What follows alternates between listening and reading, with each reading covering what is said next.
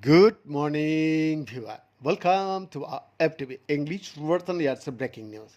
Viewers, every year, millions of migratory birds travel between different geographical regions on Earth to find food, escape cold weather, or reach safe environment to raise chicks. To determine which directions to fly, these birds rely on various types of sensory cues and information, including the magnetic field surrounding our planet, known as the geomagnetic field. While various past studies suggested that Earth's geomagnetic field plays a role in the orientation of migratory birds, but birds detect these invisible signals remains widely debated. A leading explanation is that the magnetic field's subtle alter light triggered chemical reactions inside a protein in birds' eyes called cryptochrome.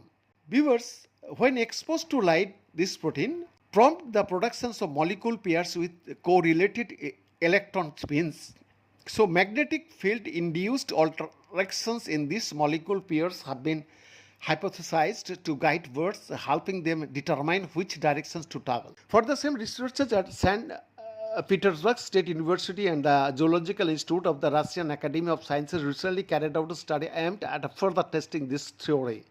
And their findings, published in Journal of the Royal Society Interferes, challenge some previous assumptions about how birds perceive magnetic fields, suggesting that birds may possess a distinct magnetic sensory system that detects radio frequency magnetic disturbances. Used in the early 1970s, Wolfgang and Roswitha Wolfscheko published a seminal paper proving that migratory birds use a magnetic compass which operation is dependent on the presence of dim ambient light. Kirill Kavoksin, first author of the paper, told physics.org. But in 2000, Rich Adam and Soltan proposed a photochemical theory of the bird's magnetic compass.